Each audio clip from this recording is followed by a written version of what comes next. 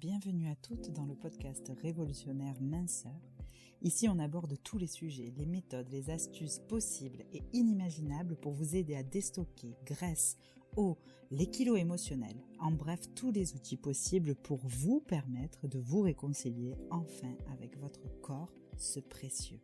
Bonjour à toutes et à tous, bienvenue dans ce nouvel épisode. Je reçois Naomé aujourd'hui, Naomé qui est une doula, accompagnante en périnatalité, postpartum et en fait je l'ai contactée via Sacha Mélina qui est aussi une doula et que je connais depuis un petit moment maintenant, qui m'a conseillé spécifiquement Naomé concernant la ménopause. Alors, du coup, bonjour Naomi, est-ce que tu veux te présenter un peu mieux que moi? Bonjour. Déjà, merci de m'avoir invitée. Je suis hyper touchée et honorée d'être là. Du coup, comme tu l'as dit, je suis doula. Je suis doula à large spectre. Ça veut dire que j'accompagne toutes les transitions de vie, que ça peut être les ménages, ça peut être les grossesses, les IVG, les fausses couches, la ménopause, les deuils, etc. Et puis, je suis aussi danse-thérapeute, thérapeute menstruelle et artiste. Et du coup, en fait, j'accompagne les personnes avec créativité et en intégrant tous mes outils et en étant à l'écoute de chaque personne et des besoins de chaque personne. Donc, tu peux nous donner une définition, entre guillemets, de ce qu'est une doula? Parce qu'en fait, finalement, une doula, moi, je croyais que c'était une accompagnante en périnatalité, mais pas que finalement, puisqu'il y a cette transition aussi, cet accompagnement de transition vers la ménopause, où les doulas interviennent aussi finalement. Mhm. Alors, il n'y a pas toutes les doulas qui font toutes les transitions. De base, en fait, doula, c'est un mot grec qui veut dire au service. Et en fait, ça vient dans des cultures ancestrales justement de ces communautés où toutes les femmes s'aidaient entre elles lors des transitions de vie. Et puis, du coup, doula au sens, disons, serré, je ne sais pas trop comment dire, mais au sens J'ai compris. voilà, Ouais. tu as Au sens compris. réduit du terme. Ouais. Sens réduit du terme, exactement. C'est du coup l'accompagnement de la grossesse, de l'accouchement et de la périnatalité. Et après, justement, doula à large spectre, ça peut toucher toutes les transitions de vie, quelles qu'elles soient, en fait. D'accord, génial. Alors, parlons justement du processus féminin, du processus hormonal de la femme. Donc, comment fonctionne notre corps et nos hormones avant la ménopause? Donc, à partir du moment où on a nos premières lunes, jusqu'à la ménopause, comment ça marche? Ok. En fait, ce qu'il faut savoir, c'est qu'on a 4 phases de cycle. Alors, on verra dans certains documents scientifiques qui vont dire qu'il y en a plutôt 2, d'autres qui vont dire qu'il y en a plutôt 4. Avec la thérapie menstruelle, on travaille avec 4 phases, qui sont les 4 archétypes dont je parlerai tout à l'heure. Mais en gros, après les menstruations, on a dans notre cerveau, on a une glande qui va venir s'activer et qui va venir produire des hormones. Les hormones, c'est comme des messagers en fait. Et donc, les hormones vont être transmises à tout le corps et notamment à nos ovaires. Dans nos ovaires, on a les ovocytes qui sont comme des petites graines, qui sont des potentiels de fertilité créatrice, mais aussi pour les enfants humains, tout comme les enfants créatifs. Et du coup, ces hormones vont faire grandir les ovocytes à l'intérieur de l'ovaire. Et quand ceux-ci vont être prêts, ils vont venir dans la trompe utérine et c'est ça qu'on appelle l'ovulation. À ce moment-là, l'ovocyte va continuer son voyage dans les trompes utérines et puis en fait, il a comme une espèce de petite poche autour qui va se libérer et qui va produire de la progestérone qui va du coup venir dire à l'utérus coucou, on arrive, prépare le nid, etc. Et donc, en fait, dans notre utérus, on a plusieurs couches. Et la couche qui est le plus à l'intérieur, ça s'appelle l'endomètre. Et en fait, elle va commencer à se gonfler. C'est ça qui va faire que, du coup, le nid va se préparer s'il y a fécondation. Et puis, après, donc, l'ovocyte continue son voyage. Et puis, s'il n'y a pas eu fécondation, il va venir se désintégrer en même temps que l'endomètre. C'est ce qui va produire nos règles. Et du coup, dans les 4 phases qu'on a, donc il y a la phase folliculostimulante, juste après les règles, où du coup, les hormones qui sont là, c'est folliculostimulante et les oestrogènes. Si on peut résumer en 2 mots ces hormones, c'est avancer et grandir. et c'est lié en fait à l'archétype de la Vierge, si c'est un archétype qui te parle ou comme ça, où c'est justement cette vitalité, cette énergie d'aller de l'avant, de sortir, d'aller voir tout ce qui se passe à l'extérieur, etc. La Euh, Vierge, c'est ce qu'on appelle aussi la jeune fille, c'est ça? ouais, exactement, ouais, tout à fait. Donc ça, c'est voilà. Donc là, ça, c'est la phase folliculostimulante. Après, on a l'ovulation, où du coup, là, ça sera euh, d'une part progestérone et des hormones lutéinisantes. Et ça, un peu les mots-clés de ces hormones, ça va être nourrir, protéger et accompagner un peu. Et en fait, c'est justement cette énergie-là, c'est ce qui invite l'archétype de la mère, cette énergie de protection du nid, mais aussi de nos projets créatifs, enfin voilà, de vraiment prendre soin en fait de nous-mêmes, de nous aimer, et puis prendre soin de nos projets et de cet ovocyte qui va peut-être être fécondé. Et après, la phase lutéale, qui est la phase prémenstruelle, en fait, les œstrogènes et progestérone vont commencer à diminuer. Et du coup, à ce moment-là, ça va être justement un peu une sorte de libération, de transformation de toutes les énergies qui sont plus nécessaires, etc. Et c'est souvent lié à l'archétype de l'enchanteresse. Et puis, la phase de la menstruation, c'est une phase où hormonalement, il ne se passe pas grand-chose, mais en fait, c'est une libération. Et Ouais. notre corps, physiquement, va venir libérer les toxines de notre corps et aussi toutes les choses émotionnelles qu'on a vécues pendant le mois. C'est vraiment un bon moment pour lâcher à ce moment-là. Et c'est lié à l'archétype de la femme sage. Euh, et du coup, c'est intéressant parce que là, on va parler de la ménopause. Et en fait, la ménopause, c'est justement cet archétype de la femme sage. Et donc, nous, en tant que personne menstruante, on peut tout à fait avoir des prémices de ce qu'on pourrait vivre en ménopause dans notre sagesse de la menstruation. D'accord, c'est tellement passionnant. J'ai vécu une belle introduction, je trouve, déjà avec le livre Lune rouge.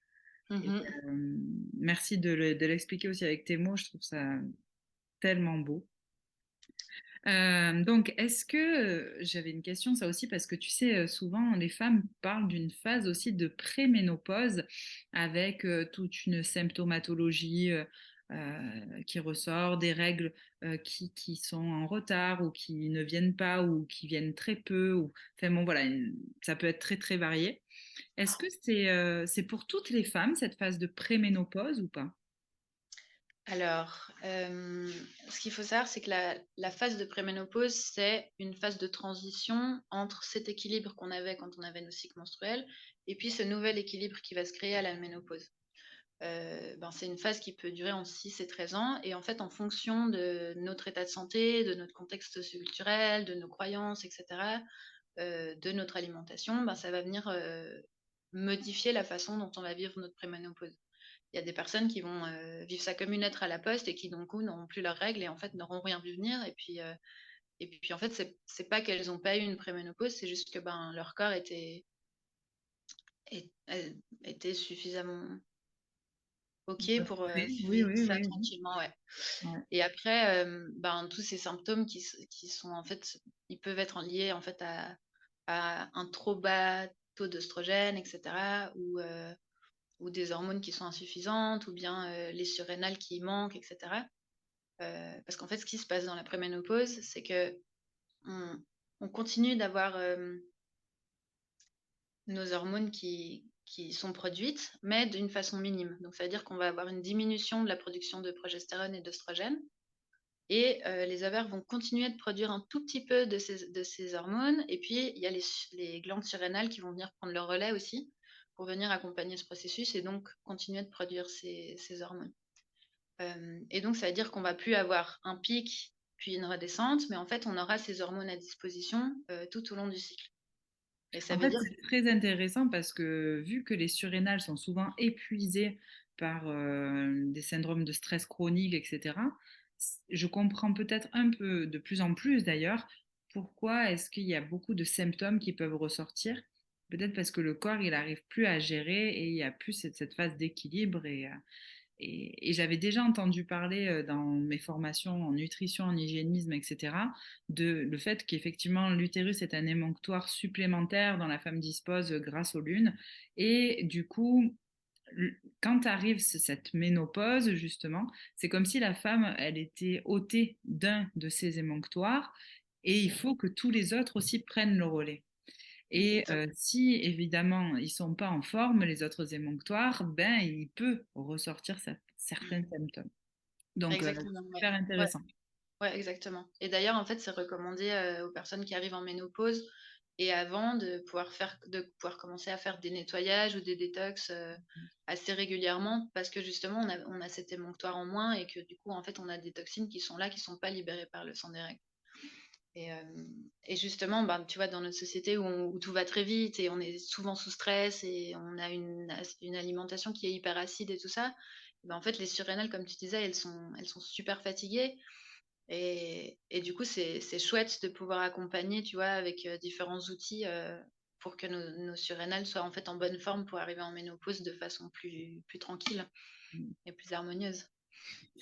C'est clair. Donc, en fait, ça dépend finalement de l'état général de la femme, de son état de santé, de son environnement, de son énergie vitale, enfin voilà, de comment est-ce qu'elle s'est entretenue en fonction des années et de sa qualité de vie. Finalement, elle va vivre sa préménopause différemment d'une autre femme. On n'a pas toutes les mêmes préménopauses, on ne vit pas toutes nos règles de toute façon de la même manière non plus. Donc, hyper intéressant. Et ça dure hyper longtemps, de 6 à 13 ans. Ouais, c'est fou, hein.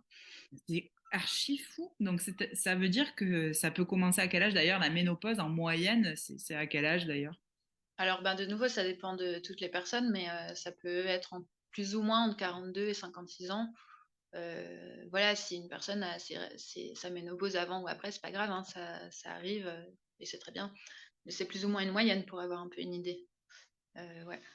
Est-ce que d'un point de vue, on va dire, ça c'est une question en plus qui me vient, mais d'un point de vue symbolique, est-ce qu'une femme qui fait durer son cycle au plus long possible, euh, ça veut dire qu'il y a quelque chose aussi autour de la santé qui a été très préservé ou pas du tout?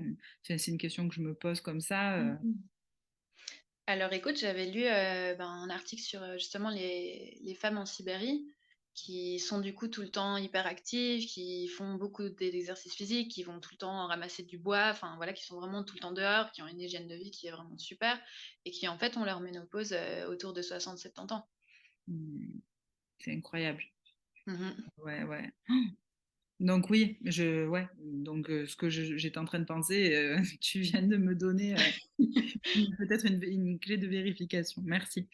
Euh, ok. Après, j'avais aussi vu que justement les personnes qui ont leur ménarche autour de 16-17 ans auront probablement leur ménopause plus tard. Ça veut dire quoi? Ah, tu veux dire quand tu as tes règles à 16-17 ans? Ouais, par exemple, quand tu as tes premières règles à 16-17 Ah, ans, vu que c'est quand même assez tard dans le développement, et ben en fait, c'est possible que justement, du coup, ta ouais, ménopause soit un peu plus je tard. comprends. Je les ai eus à 9 ans, moi, t'imagines? Donc, Ah ouais. ouais, c'était assez. On verra, je te dirai le jour où ça m'arrive. Bon, là, j'ai 35 ans. Donc, ça va. Donc, comment on sait quand la ménopause est là? Est-ce que c'est juste dû à l'absence des règles, du sang qui coule, ou on le sait autrement? Alors, bah, la ménopause, en grec, ça veut dire, ben, ménos, c'est le mois, la menstruation, et puis pause, c'est l'arrêt. Et donc, cliniquement, une ménopause, c'est euh, défini à partir de 12 mois d'arrêt des règles.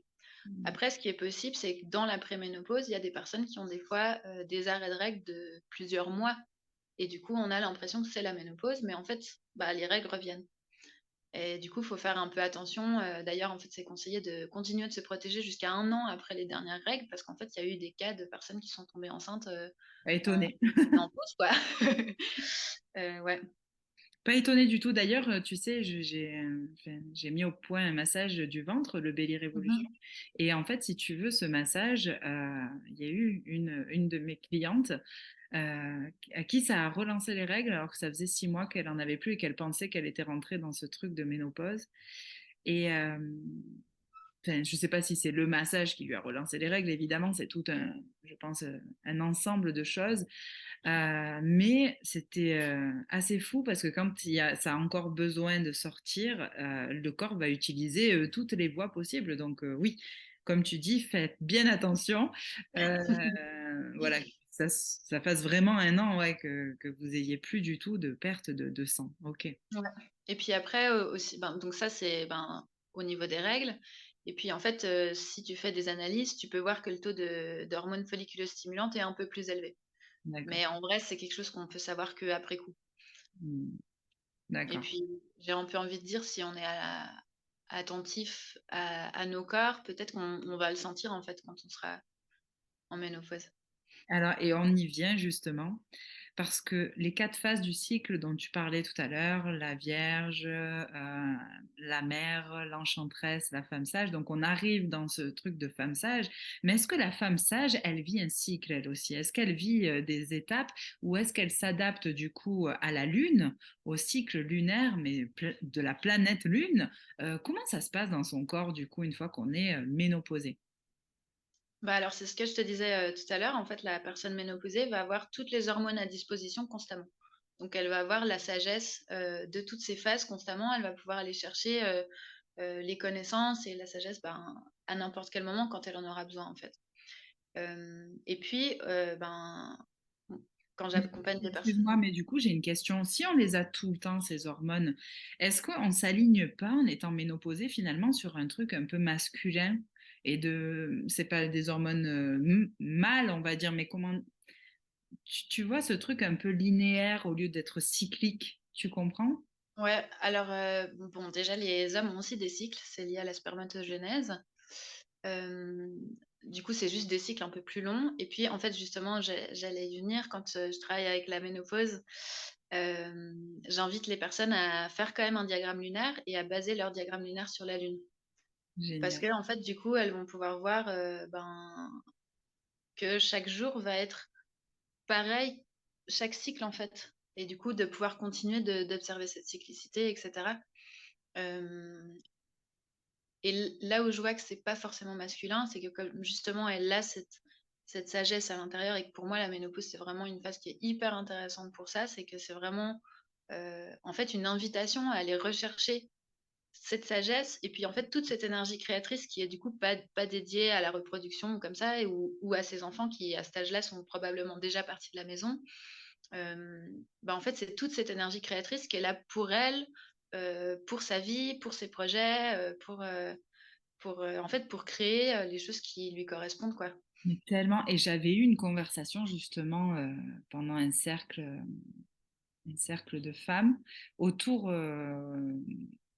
bon, on parlait du sang, etc., des règles et tout, mais il y a eu ce moment où j'ai posé cette question et où je me suis interrogée sur, et finalement, quand elle a tout en elle et tout est à sa disposition par rapport à la créativité, etc., et toutes celles qui font des bouffées de chaleur sur du long terme, même tard, qui ont plein de syndromes de, par exemple, suer la nuit, se réveiller la nuit, etc., être pas bien, en fait, je me suis dit, mais est-ce que ce sont des femmes qui finalement refoulent, rejettent cette puissance ou cette créativité au lieu de la laisser s'expanser à l'intérieur?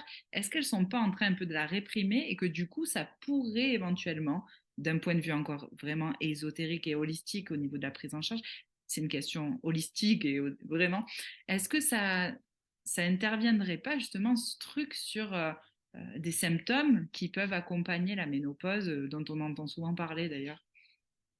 Alors, je pense qu'il y a un contexte socioculturel qui est très important à prendre en compte, où en fait la ménopause est pas du tout, discutée. Elle est pas du tout, pas enfin, on parle pas du tout de la ménopause, c'est le silence total, quoi. En fait, c'est silence radio. Puis Et même, pour ouais, moi, c'est la fin de la femme, quoi, ouais, carrément. Mm. en fait, justement, c'est lié à beaucoup de choses, en fait, déjà tous les processus de la femme sont un peu, mis de côté, dans notre société un peu, patriarcale. Mais du coup, il y a aussi, cette peur de vieillir, en fait, où on a envie d'aller toujours plus haut, toujours plus vite, toujours tout ça. Et puis en fait, j'ai l'impression qu'en tant que société, en tout cas ici, on a très, très peur de vieillir, on a très, très peur de la mort. Et en fait, la ménopause, ça vient, j'ai l'impression, mettre le doigt sur toutes ces peurs et tous ces tabous. Et du coup, de rendre la ménopause comme une maladie, alors qu'en fait, c'est un processus naturel. Et là, je lisais un truc super intéressant où en fait, c'était, hem une personne qui parlait justement de la ménopause et qui disait à quel point, en fait, dans nos cultures, on imagine que, ben, c'est un problème et que du coup, ça en devient un, en fait. Et la même chose avec la D'accord. vieillesse, Ouais. Mmh. où la vieillesse, ben, justement, c'est un problème et puis du coup, ben, en fait, toutes nos personnes âgées sont, séniles et cetera, alors qu'en fait, pas forcément. Donc ça, d'une part, je trouve que, voilà, le contexte, socioculturel est hyper important et au niveau du contexte, plus ésotérique ou plus holistique, disons, bah, effectivement, en fait, c'est vraiment une invitation pour moi à reprendre son pouvoir personnel, à poser des limites, à laisser mourir, en fait, aussi, une partie de soi qui n'a plus lieu Ouais. d'être, à venir fermer des cycles qui se sont commencés, ben, pendant, les premières règles et venir fermer ces cycles-là et puis, ben, laisser mourir, en fait, les choses qu'on a fait parce qu'on pensait, que les autres, le regard des autres, tout ça et en fait, là, c'est vraiment une posture d'alignement de venir, ben, ça c'est juste pour moi, ça c'est pas juste, cette relation elle est OK, celle-là non, ce travail il est OK, celui-là non et en fait de vraiment venir faire le tri et en fait de se reconnecter à sa puissance créatrice, quoi. Incroyable. Parce que finalement, une femme dans une vie, elle a tellement de choses à accomplir. Et il est temps à la ménopause finalement de se poser et de profiter de tout son pouvoir et sa puissance juste pour ça, sa créativité. Donc ouais, c'est incroyable. Donc je t'ai coupé en fait, excuse-moi, avec mes questions parce que j'adore ce sujet-là, j'adore. Et du coup, tu en étais à comment toi t'accompagnais les femmes en ménopause? Tu disais que tu leur faisais faire quelque chose en fonction des cycles de la lune. Excuse-moi, je t'ai Ouais, coupé. ouais. Alors du coup, c'est un outil qui est super qui s'appelle le diagramme lunaire, où en fait tu vas noter ton cycle, en fonction de la lune, voilà, dans le cas de la ménopause. Et puis tu vas noter, chaque jour, ton état physique, ton état émotionnel, ton état social. Est-ce que tu as envie de voir des gens? Est-ce que tu as envie de rester seule? Est-ce que je sais pas quoi? Quelle alimentation tu as envie? Tu peux noter, ta sexualité, comment est ta sexualité? Comment est ton plaisir?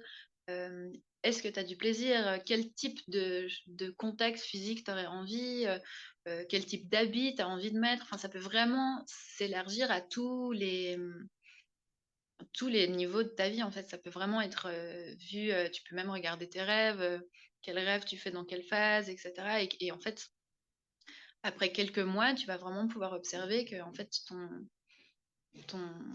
enfin, bah, moi, j'avais observé, tu vois, avec moi, je savais que chaque deuxième jour de mon cycle, j'allais être de cette façon, vouloir manger ça, me relationner de cette façon et en fait, du coup, ben, maintenant, j'ai tellement observé mes cycles que je le sais, tu vois? Ah ouais. Et mais c'est pas, même si on observe nos cycles, on n'est pas aussi prévisible que ça, non, quand même? Enfin, t'en penses quoi? Alors, effectivement, il y a des choses qui vont changer parce qu'on est On est constamment en d'accord. changement et en transformation. Mais après, il y a des choses, un peu spécifiques qui vont quand même revenir, Rejoue. heu, Ok, d'accord. à certains niveaux. Euh, alors, comment est-ce qu'on peut expliquer euh, ben justement, par exemple, la baisse de libido? Parce que c'est ce qu'on me rapporte aussi souvent. Parce que je t'avais cité quelques symptômes, bouffée de chaleur, suée nocturne, sécheresse vaginale, baisse de libido. Est-ce que tu crois que c'est que hormonal? Qu'est-ce qui se passe pour la femme? Alors, je sais pas exactement, il y a un peu des on dit et des il y a et tout ça. Hem, Après, ce qui me vient maintenant, ce serait un peu l'envie de redécouvrir son corps, ce nouveau corps qui est en train de naître, et comment, ben, du coup, on peut se reconnecter à ce nouveau plaisir aussi. Hmm. À cette nouvelle nous. Mmh. Trop intéressant. Donc, au niveau du diagramme lunaire, on est d'accord, on peut le faire nous-mêmes ou on peut trouver ça sur Internet, hein, il n'y a pas de... Oui, ouais, ouais. Et c'est par rapport à la Lune en cours ou est-ce que la Lune, la planète Lune en cours ou est-ce que c'est juste on prend un cycle de 28-29 jours et on le fait? C'est, par rapport à la lune en cours, du coup, D'accord. c'est enfin, justement, si on est une personne ménopausée, on va commencer le premier jour, avec la nouvelle lune et puis on va faire notre cycle jusqu'à la prochaine nouvelle lune. D'accord, c'est bien se Ouais, caler sur ce ouais. rythme-là. Ok. Après, quand on a nos menstruations, notre premier jour de cycle sera notre premier jour de règle. Très bien, c'est ça. Waouh, c'était trop passionnant. Bon, ben, on arrive à la fin de cet épisode déjà parce que euh, c'est toujours le délai que je donne pour pas trop faire long. Mais Naomi, c'était incroyable je pense que tu as tellement de choses à nous partager encore. On verra ça en off toutes les deux. Mais merci beaucoup pour ce premier épisode, une belle introduction justement à venir découvrir un peu plus nos corps de femmes, à anticiper aussi peut-être ce passage-là pour plus tard pour nous, avoir connaissance en fait de tout ça et que chaque cycle et chaque phase de notre vie nous réserve une belle découverte encore de qui on est. Donc c'est incroyable. Merci pour ça en tout cas. Est-ce que tu peux Avec nous dire un plaisir. petit mot pour la fin? Euh, Alors, peut-être la chose qui me vient, c'est vraiment écouter son corps et aller rechercher cette sagesse qui est à l'intérieur. Et puis l'autre chose qui me vient, c'est que j'ai l'impression que c'est nécessaire et c'est essentiel que les personnes ménopausées puissent reprendre ce rôle de femme sage pour pouvoir venir transmettre aux générations qui vont venir les différents apprentissages et enseignements en fait. Parce que tu vois, avec cet essor des spiritualités, j'ai l'impression qu'on est en train de chercher le sens partout dans tous les sens et c'est super, mais j'ai l'impression que voilà, que c'est important de vraiment euh, reprendre ce rôle de femme sage pour les femmes ménopausées. Et puis je te dis juste une dernière phrase qui m'a beaucoup parlé. En fait, dans les cultures celtes, on considérait la jeune fille comme une fleur, à la mère comme un fruit et à la personne ménopausée comme une graine, parce que justement, elle porte en fait en elle toute la sagesse de tout l'arbre. Incroyable, j'adore. Merci. Merci à Ah, toi. trop cool. Bon, ben merci Naomi. Alors, on te retrouve sous cet épisode. Je mettrai tes informations et ton compte Instagram et Trop bien. allez découvrir cette fabuleuse accompagnante d'où la large spectre. Merci beaucoup Naomi, à bientôt. Merci à toi.